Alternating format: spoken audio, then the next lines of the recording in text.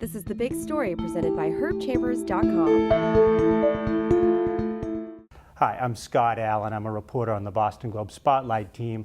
And today, the special prosecutor investigating the state's probation department has released his long-awaited report looking at troubles in the hiring process. This is a devastating report. It takes a look at a large government agency that is supposed to keep us safe from people serving their criminal sentences in the community. And it finds that they have run for 10 years or more a sham hiring process where they pretended that they were looking for the best candidates, but in fact they were systematically funneling jobs to politically connected people, hundreds and hundreds of them for years and years. And this report says that the top people in the probation department need to be dismissed, they need to be criminally investigated, and a couple of them might need to be disbarred. It is an extremely damning report about a government agency that is portrayed as having gone completely off the rails and seemed only to be in service to politicians and people with special connections, and they lost sight of their mission, which was to run the probation department.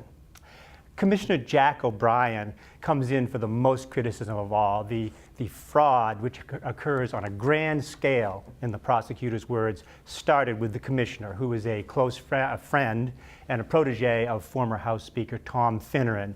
He ran an elaborate system that pretended that he was interviewing people on the up and up for jobs, but in fact he was keeping spreadsheets of all the political favors and all the things that the politicians wanted.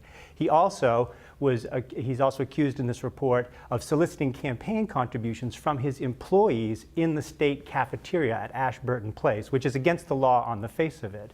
And he also was accused of soliciting campaign contributions and giving them to the state treasurer, Tim Cahill, to help Jack O'Brien's wife get a job working for Tim Cahill, which she did. People have known, court officials have known for years that there are problems in the probation department and the way it was run. Jack O'Brien kept very close counsel with his inner circle. He didn't interact with other people. Everybody complained, a lot of people complained that he kept on hiring people's cousins and brothers and campaign contributors, but nobody could seem to make a difference. He was so deeply entrenched for years and years. And then the Globe Spotlight team ran a story in May that said, this is an agency that functions like an employment agency for the well-connected. And we said there are at least 250 people who either have political connections, family connections to Jack and his friends, or they were big campaign contributors to state legislators.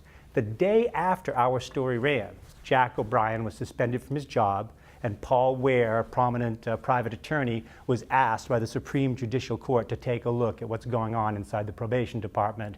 And over the course of the last 6 months, Paul Ware has subpoenaed everybody in sight. He's reviewed 500,000 documents. He has put a lot of people on the witness stand under oath.